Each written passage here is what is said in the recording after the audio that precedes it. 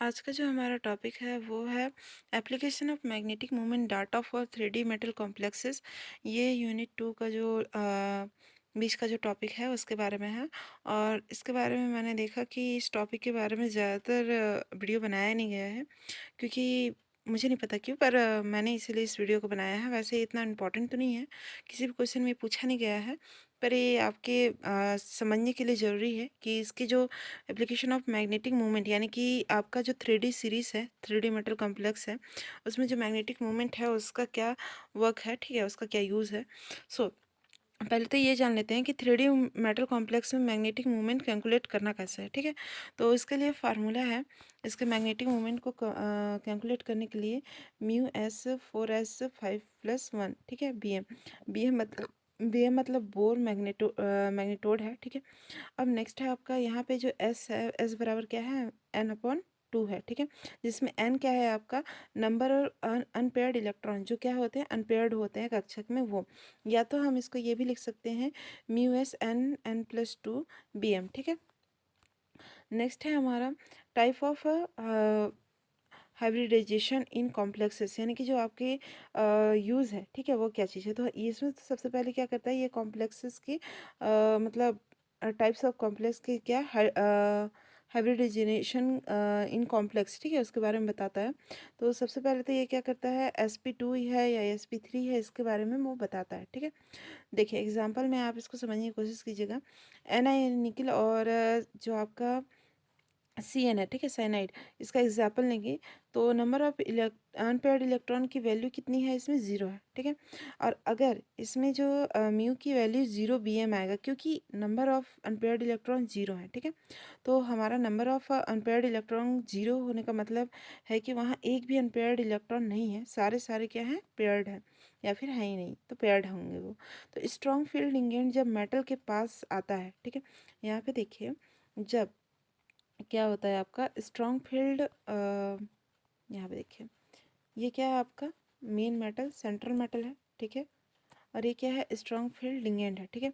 तो जब ये स्ट्रॉन्ग फील्ड लिगेंड मेटल के पास आते हैं तब क्या होते हैं, इसके सारे इलेक्ट्रॉन पेयर्ड फॉर्म में आ जाते हैं, यानी कि ये बहुत ही स्ट्रांग होता है इसलिए पेयर्ड फॉर्म में रहता है। और इस प्रकार जो कॉम्प्लेक्स बनता है उसे क्या बोलते हैं, इनर ऑर्बिटल कॉम्प्लेक्स कहते हैं।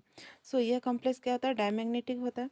तो ये हमारा कॉम्प्लेक्स है, इसके क्या है, अनपेयर्ड इलेक्ट्रॉन 0 है, और इसका म्यू का जो भी वैल्यू है क्या है, 0 bm है, और ये डायमैग्नेटिक है। एंड ये क्या है, इसका जो हाइब्रिडाइजेशन है वो क्या है, DsP2 है, और इनर ऑर्बिटल कॉम्प्लेक्स है ये। तो इस बारे में मैंने बता दिया ऑलरेडी।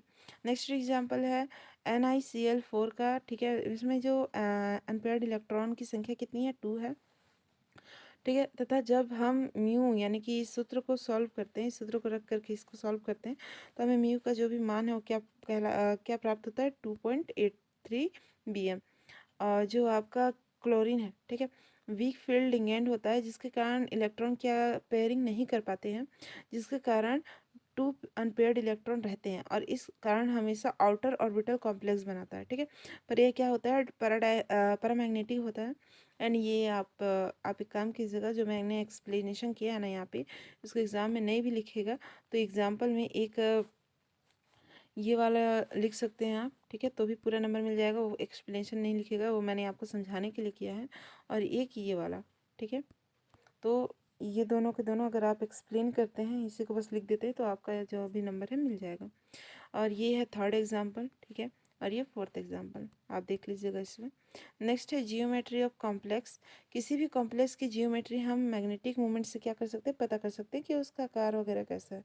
तो जियोमेट्री कॉम्प्लेक्स कैसे करेंगे, डिटरमाइनिंग जियोमेट्री ऑफ कॉम्प्लेक्स। अगर हम किसी कॉम्प्लेक्स का हाइब्रिडाइजेशन पता हो, ठीक है, अगर उसका हाइब्रिडाइजेशन पता हो, जैसे मैंने ऊपर बताया निकालने कैसे है, सो तो उस कॉम्प्लेक्स की जियोमेट्री पता कर सकते हैं। जैसे एग्जांपल में हम इसको लिखते हैं, ठीक है, ये है आपका वही निकिल और साइनाइड का जो कॉम्प्लेक्स है वो एग्जांपल में लेते हैं, और फिर इसको सॉल्व करते हैं। तो इसका अनपेयर्ड इलेक्ट्रॉन 0 है, तो म्यू का मान क्या होगा, 0 bm होगा। या डायमैग्नेटिक है, इसका हाइब्रिडाइजेशन कितना है, DsP2 है। तो ये इनर ऑर्बिटल कॉम्प्लेक्स है, अतः ये क्या होगा, स्क्वायर प्लेनर होगा, ठीक है। नेक्स्ट है एग्जांपल निकिल और क्लोरीन का। तो यहाँ पे इसका अनपेयर्ड इलेक्ट्रॉन 2 है, इसका म्यू का जो भी वैल्यू है 83 Bm है। पैरामैग्नेटिक है ये, हाइब्रिडाइजेशन इसका sp3 है। आउटर ऑर्बिटल कॉम्प्लेक्स बनाता है ये, और ये टेट्राहेड्रल रहता है। ठीक है। नेक्स्ट है to determine number of unpaired electron. ठीक है, इनका जो भी कॉम्प्लेक्स है उसके बारे में। सो एग्जांपल, जो आपका ये FePH3P इसका जो कॉम्प्लेक्स लेंगे, ठीक है, जिसमें म्यू की वैल्यू कितनी होती है 5.8 5.10 Bm होगा। ठीक है, म्यू एस के वैल्यू के लिए N4 है। ठीक है, लेकिन सॉरी, म्यू एस वैल्यू के लिए N4 में क्या होता है 4.90 Bm होता है। ठीक है, लेकिन N बराबर 5 में क्या होता है, N मतलब अनपेयर्ड अगर इलेक्ट्रॉन 5 हो तो क्या होगा 5.92 Bm होगा। तो अगर हम इसको अगर इसका हम number of unpaired electron determine करेंगे, ठीक है, इसके कॉम्प्लेक्स के बारे में, तो अगर 10.10 Bm वैल्यू की तुलना अगर हम 4.90 और 5.92 Bm से करेंगे तो सबसे नज़दीक क्या पड़ेगा, ये पड़ेगा ना 4.90, तो फिर इसके काफ़ी नज़दीक पड़ेगा। अतः जो भी आपका कॉम्प्लेक्स है उसमें 4 इलेक्ट्रॉन क्या है, अनपेयर्ड है। ठीक है, अनपेयर्ड इलेक्ट्रॉन, तो मैंने क्या बताया था कि 4 अनपेयर्ड इलेक्ट्रॉन के लिए कितने Bm, ये वाला, और अगर 5 अनपेयर्ड इलेक्ट्रॉन है तो ये वाला। ठीक है, सो आई होप फ्रेंड्स आपको आज का वीडियो पसंद आया होगा, आपको एप्लीकेशन ऑफ ट्रांजिशन मेटल के बारे में समझ आ गया होगा। ठीक है, सो आप इसे एग्ज़ाम में आराम से लिख सकते हैं।